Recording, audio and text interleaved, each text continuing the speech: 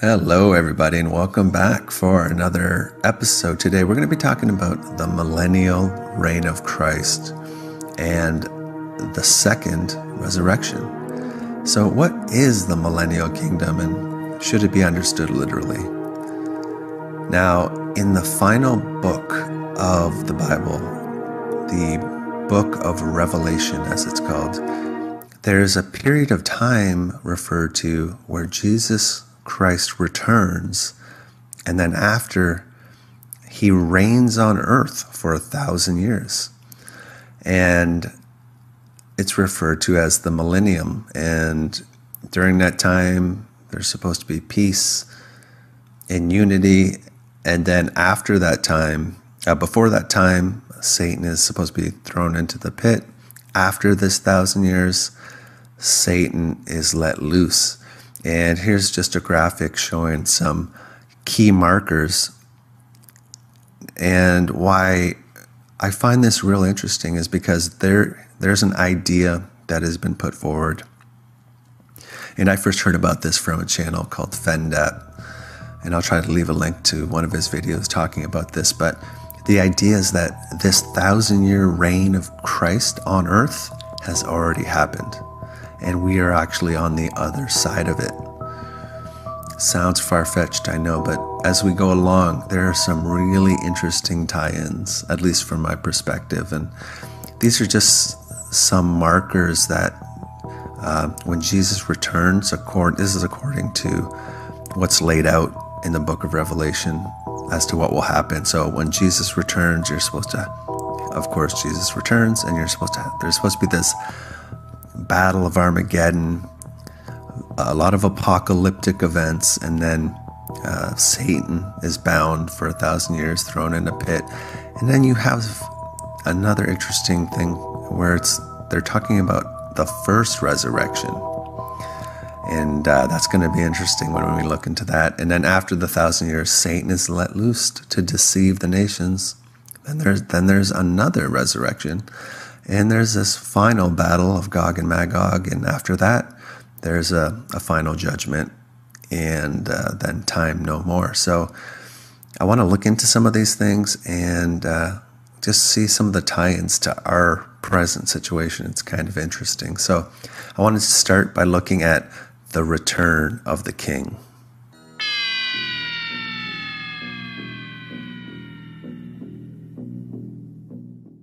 Now, the first thing I wanted to do is I just want to take a look at 3 instances where there's these references to the return of Jesus, when they expected it. And I think you're going to find the people that were talking in the Bible with reference to the second coming, they were expecting it. It seems like they were expecting it imminently, as opposed to at some point in the distant future. Now, this is the first example, and this is just from 1 Thessalonians, and it's the King James Bible, and here's the chapter and verse. But this was written by Paul the Apostle, I believe, and it was written to this church in Thessalonica, which I think is present-day Greece. But if you look at the wording, it appears that they were expecting the return of Jesus in their lifetimes. So it just goes on to say, we say unto you by the word of the Lord, that we which are alive and remain unto the coming of the Lord shall not prevent them which are asleep. For the Lord himself shall descend from heaven at the final trumpet, and the dead in Christ shall rise first. So he's saying, he's including him, he's writing to this church in Thessalonica, and he's saying, so he's including himself, we which are alive and remain, we who survive the apocalypse and remain to live to see it, we will see the coming of the Lord when he descends from heaven. So that's pretty clear language to me, but that's not the only instance. Matthew 24, King James Bible. Jesus himself, this is when Jesus, he's still alive. The first instance was after Jesus had died. Now this is before his death, and Jesus himself is talking to his disciples on the Mount of Olives, and they're asking him, what will be the signs of your return, and also of the end of the world. And he's telling them there will be many false Christs, antichrists, false prophets. The sun will be darkened, and then people will see the Son of Man coming in the clouds. But then he goes on to say, Verily I say unto you, this generation shall not pass till all these things are fulfilled. So again, Jesus himself, talking to his own disciples while he's still alive, is telling them their generation shall not pass until all these things happen, including him returning in the clouds. And I think, again, this is when the Apostle Paul talking to this church saying, we who are alive will see the Lord descending from the clouds, descending from heaven. So again, two different people speaking, same event. And just one more. This is a different instance. 1 John 2:18. Little children, it is the last time. And as ye have heard that Antichrist shall come, even now there are many Antichrists, whereby we know it is the last time. So again, they're speaking that it is the last time, and he's talking about Antichrists here. There will be many Antichrists before the Antichrist. And back here, Jesus was saying at the end, you would see there would arise many false Christs, Antichrists. So 3 just quick examples. There's more I could have put in here, but just, to keep things moving. There's indicators, strong indicators that Jesus was expected back during their lifetimes. And obviously we're on the other side of that. So has this 1,000 years happened? Well, here's where things start to get interesting. This leads us to our second topic, and that is the apocalypse, Armageddon.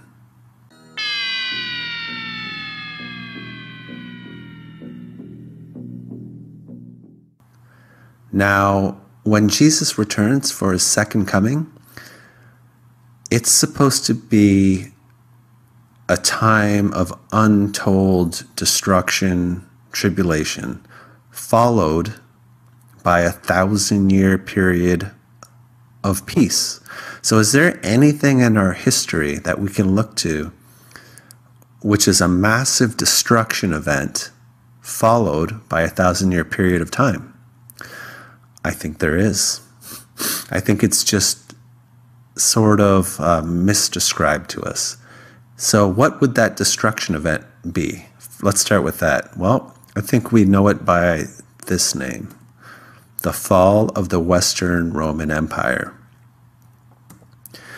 When we think of the fall of the Roman Empire, typically, or the Western Roman Empire, it's described to us as this period of time over roughly 100 years where it starts to fall apart and disintegrate, and it's sort of more of a gradual process. But what if all of this is actually a single event took out the empire that we know of as the Roman Empire? What if that all happened in a very, very condensed period of time when Jesus returned, which is in our past? Because what do we see with the Roman Empire? The ruins all over, pretty much all over where the Roman Empire, what we know as the Roman Empire, spread its wings. We see destruction on a massive scale with it. And we have temples, and even, I believe this is an image or photo of Rome itself. So not only are things destroyed, but they're buried, 10, 20 feet sometimes. And it's not only, this is Rome, but you have it overseas as well. Like you have it in Britannia, in Roman occupied Britain. They find like Roman baths and Roman villas. They just like they'll be digging for something and they'll find a Roman bath. And there's a place called Bath, England. And they found one of these Roman baths in 1878. Now, the problem that they had was that there was already buildings on top of it. So they demolished, let's see what happened. The buildings were purchased by the city authorities and demolished. So, and the cover stories that were given for a lot of the things that are Roman that we find in Britain, typically, the story here is that with regards to these Roman baths is that barbarian raids from Northern Europe and Ireland, at the same time, flooding from this river resulting from poor maintenance meant black mud began to cover everything. So why was it all covered? Like, why was it buried? Because they're saying somehow they know that this mud began to cover everything because of poor maintenance and this river. Okay, I mean, there's no way for us to verify. And then they're telling us the temple buildings collapsed and the roofs of the baths eventually crashed into the growing swamp.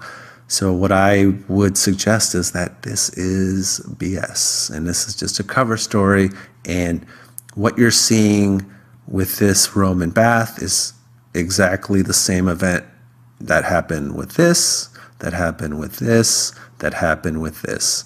It's all one event, but we're given different stories depending on the location. And again, this is in Britain. They find Roman villas, and now some of the Roman villas in Britain have survived in such good condition. We have a very clear idea about how the rich lived and what their homes were like. But here's another cover story. When the Romans left Britain, and I don't think they left, everything got destroyed. When the Romans left Britain, it appears that some villas were covered with dirt to trap into them the spirits of the Romans. Sounds likely, right? So just stuff like this. So what I'm suggesting here is that all of this happened at once, worldwide, and it's just sort of, they've expanded it, made it seem like a gradual fall of the Western Roman Empire. Then they've explained away these villas. People are just intentionally covering it with dirt. Here, they're blaming this river for covering the Roman baths in Bath, England. And they've just got different stories, but it's potentially, like, I don't know, obviously, but I think it's the same event. So this is the destruction event, right? Now, is there a 1,000-year period when Jesus returns? There's this massive destruction event, but it's followed by a 1,000-year period. Well, what happens after the fall of the Western Roman Empire? What do you know? You have a 1,000-year period of time called the Dark Ages. And isn't that just the controller way to do things? Completely potentially invert this 1,000-year reign of Christ by calling it the Dark Ages. And so roughly speaking, the Dark Ages correspond to the Middle Ages. I think most of the history we have here is fake anyway, but I am aware that a lot of the timeline has been manipulated. A lot of years have probably been added, and I know we switched to the Gregorian calendar, I think in the late 1500s, and you also had this phenomena where for a while prior to like 1800, they were putting an I or a J in front of a date, and that I would represent Jesus or Jesus, or the J would represent Jesus. So the date would be like how much time had passed since the death of Jesus. So what I wanted to point out here is this desk it's referred to as the King's desk. And this desk is in the Palace of Versailles, and it was made, we're told, for King Louis I believe this one was made for King Louis XV in 1769. Now, the person who made this desk, he put his inscription in there, and his name was Jean-Henri Reisner. And when you look at the date on this, it's a J, 769. But when you look at the official history for this desk, it'll say 1769, but this is supposed to be a J. And if you look at this Jean-Henri Reisner, you look at his birth, date of birth and death, it's again 1734 to 1806. So you go back here, so they're taking this to be a 1. So when I look at this period of time, I understand that from our current year 0 to now 2020 years, there's probably a good chunk of that has been added. But it's still, I think they're probably doing that to cover up this 1,000-year period of time, and a good portion of it has probably been chucked into this period of time we know as the Dark Ages. So, and we also have these mile markers. This is for Boston, and this is just another example. The eye, 734, and here's one eye, here's another eye, here's another eye. So it's after Jesus, after Jesus. Clearly an eye, not a 1, but we would be told this is 1734. So the calendars are heavily manipulated, but so we have the destruction event worldwide potentially, and we have this 1,000-year period potentially. Now, the next thing I want to talk about is something called fervent heat.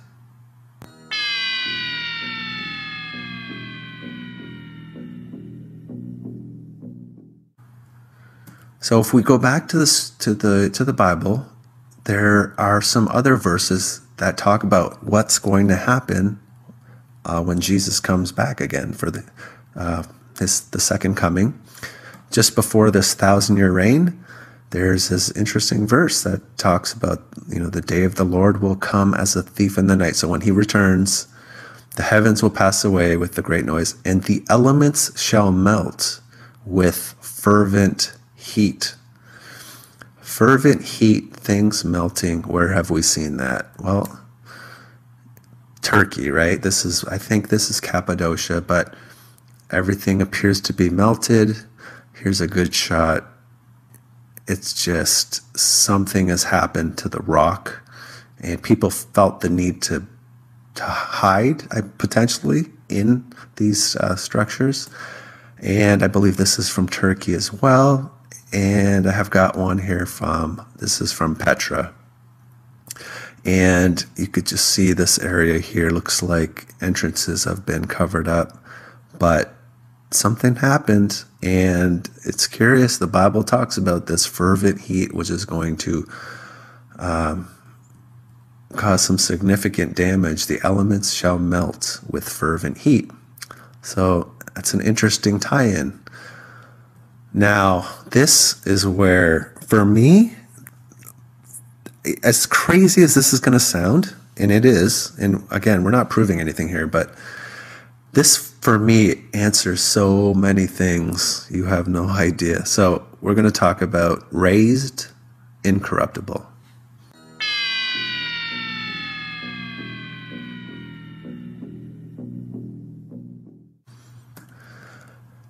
So I guess we have a little timeline here, and at the beginning of this 1,000-year, when Jesus returns, another interesting event will take place, and it's called the first resurrection. So what is this first resurrection? Well, let's go back to the book of Revelation, King James Bible, chapter 20, verse 6. Blessed and holy is he that has a part in the first resurrection.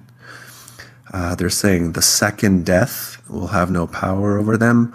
Okay, but they will be priests of God and of Christ, and they will reign with him 1,000 years. So there will be people who are resurrected.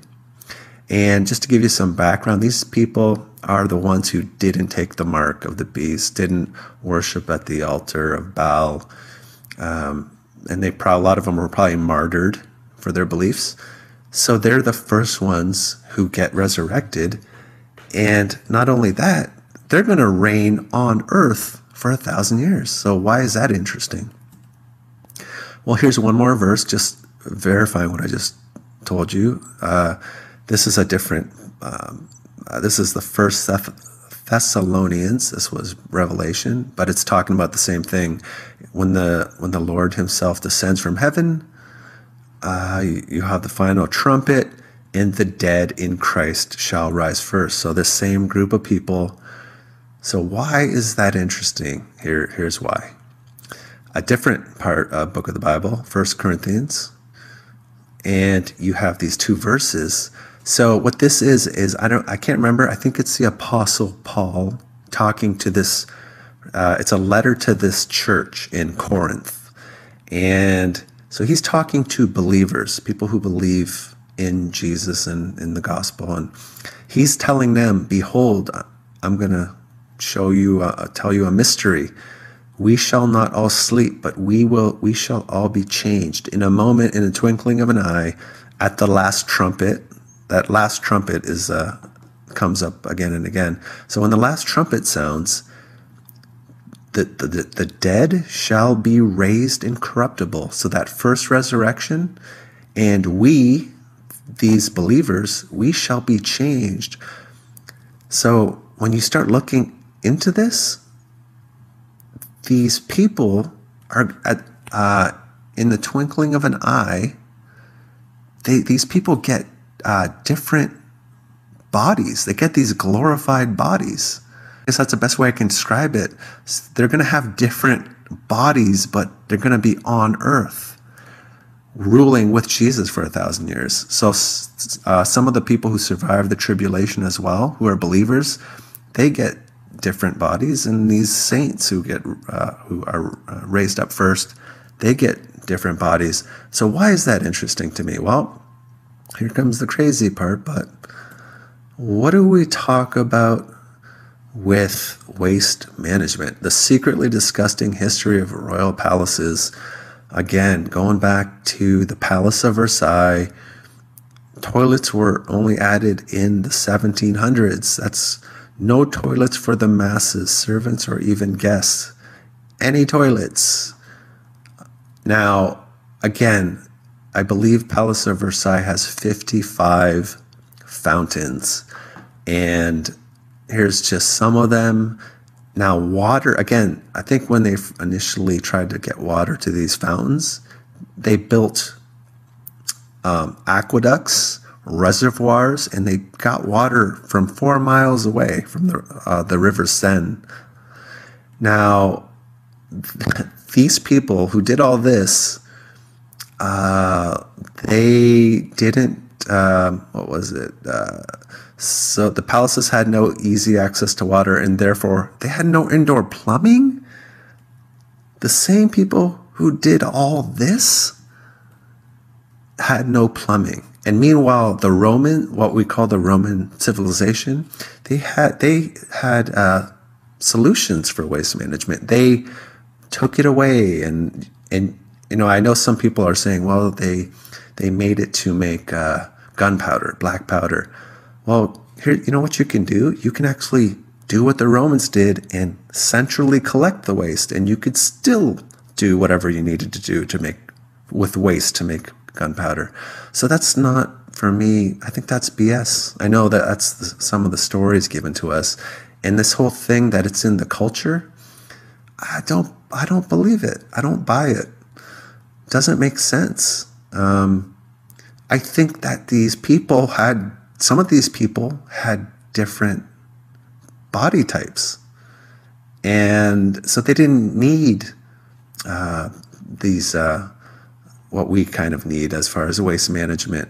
But yeah, you had this major step back from this Roman civilization to when sort of the medieval and even in these palaces. And you know what they had for waste management?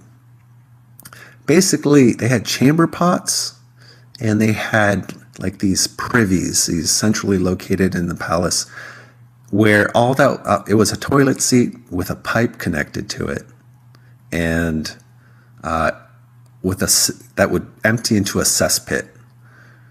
That's it. And they wouldn't, like, it would the smell would waft into the palace, and the whole thing with that's part of their culture. It was a problem. Like, it's not like it was something that was any benefit to them. So it doesn't make sense. And even one of the first known toilets that was flushed with water is at the Palace of Knossos on the island of Crete.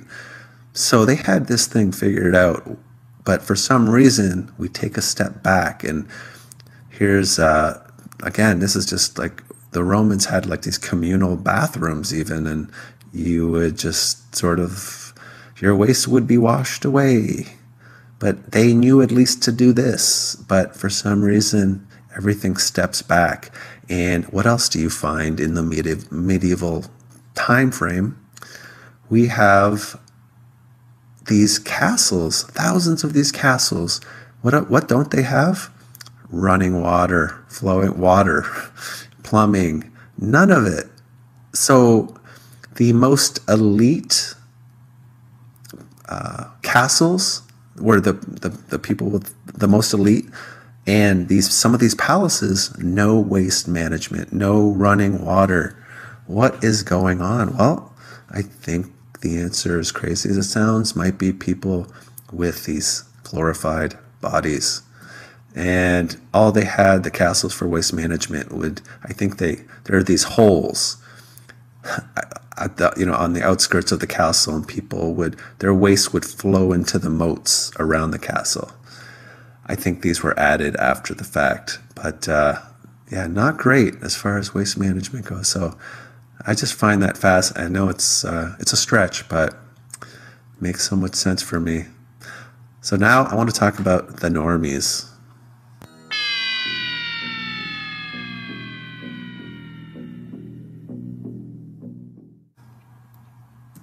Turns out that during this 1,000-year period of time, there's going to be some humans, people with normal physiologies like us, who survive the tribulation, but they're not believers at that time. So here's one verse. It'll come to pass that everyone who is left of all the nations which came against Jerusalem shall go up from year to year to worship the King, the Lord of hosts.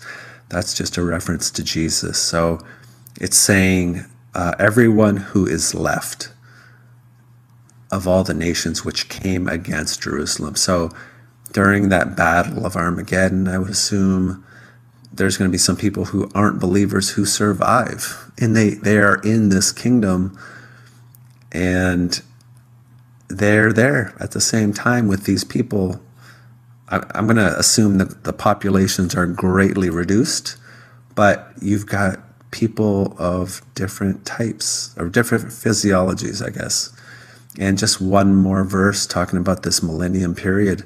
No longer shall there be in it an infant who lives only a few days.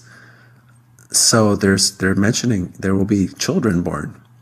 And the one who does not reach the age of 100 will be thought of as cursed.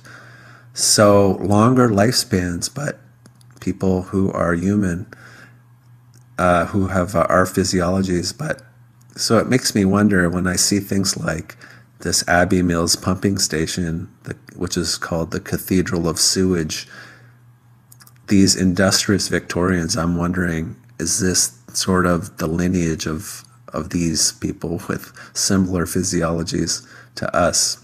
I don't know. This is just inside of this pumping station, but food for thought. Now, I want to talk about the rest of the dead.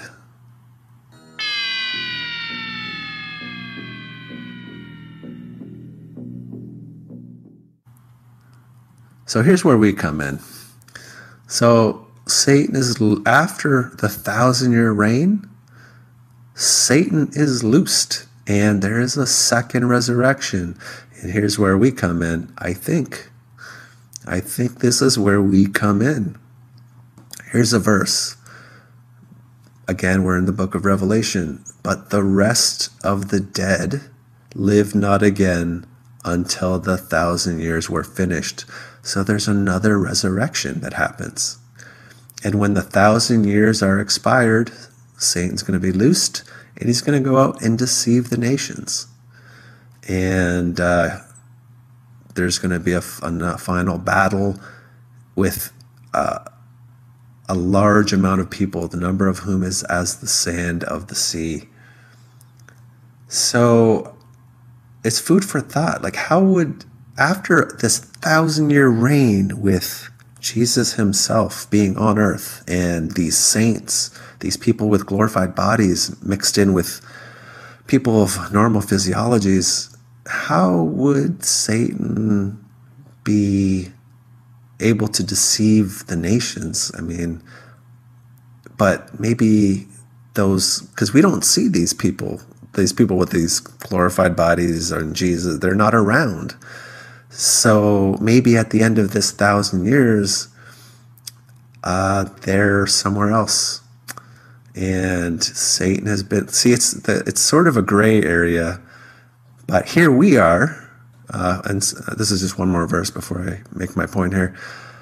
This is just another verse talking about there shall be a resurrection of the dead, both of the just and unjust. Now, again, so here we are. We have, starting in like the mid-1850s, we start getting images of cities that have way too many structures, and they seem to be virtually empty. And then all of a sudden, there are found orphans and foundlings and orphans. And, it seems like that we didn't build these structures, and it seems like they belong to a different people. But we just sort of showed up. No one really knows where. Most people can't trace their genealogies prior to 1850. I know some can. That might be explained by this previous group. There were some humans living in this millennium. But it's just, I know it's a leap, but you start looking at our current situation, and it does seem like the nations are being deceived. Like, behind everything, every sort of, everything around us is a lie. So you kind of start looking, are the nations being deceived? Seems like it. Did a bunch of people show up that we can't explain, living in cities that appear to be empty that we don't seem to have built? Kind of seems like that. But, because look, as far as how well we know our history, because, you might wonder, well, how could they hide? How could they hide a 1,000-year reign of Christ? How could they do it? Now, I saw this example of a mud flood structure in another video recently, and it's a really good example. So I kind of want to borrow it and just show you guys. This is, and I have a point here. This is Kingston City Hall in Ontario. And I don't know, I can't remember the date for its construction. I think it might have been 1856, but regardless, that's probably not the real date. But what we're going to do is, in the back here, there's this little courtyard, and there's stairs that go down here. There's some stairs that go down here. So we're going to go over to this vantage point, and we're going to look at an old photo of this, and wait till you see this. Okay, here's, so here is, we're at the back of this city hall, and it's kind of hard to tell, but there's stairs that go down here, and So there's one row of windows, two rows of windows, and there's this third row of windows here. And there you have to kind of go down to see the full amount of them. But now there's an old photo of this city hall from, I think it might be late 1890s or early 1900s. But you can only see one row, two rows of windows. And this whole area that has been, this is the ground level here, but here it's all been dug out. So under here, there's a whole level that you can see now, but turn of the century, it was covered. And this is a great before and after example. But so if we don't even know, they've managed to hide what covered this building in layers of earth. Like, when did it happen? How did it happen? Who cleaned up? We don't even know that. So, when we're going back to, I know some people like to go back in our history. We just have to be careful with everything, including the Bible. But if we don't even know what happened here, and whatever happened probably was in the last, let's be generous, say 300 years, and they've managed, somehow we don't know it. So how sure can we be of anything that happened even before 1850? We can't. If they managed to hide this from us, I mean, how much do we trust our history then? We can be fooled with this. What else could they be hiding from us? Pretty much everything. And, we've seen pictures of this, and I think this was Kansas City. And what else are they telling us? You see these cathedrals, and you have these massive doors with smaller doors. And this is a lodge that's in Azerbaijan. And just look at this structure. When you look into it, it's said that it was designed this way. And it's just a classic mud flood structure. But for some reason, they have these giant doors. And again, it's like a lodge or an inn, and they've got little doors. This is about 6 feet tall, but again, these massive doors with smaller doors.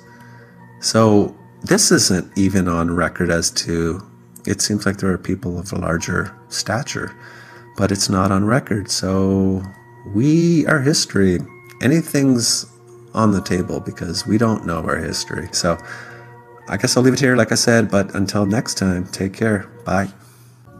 Reserve some for the foundlings. As it should always be. The foundlings are the future. This is the way. This is the way.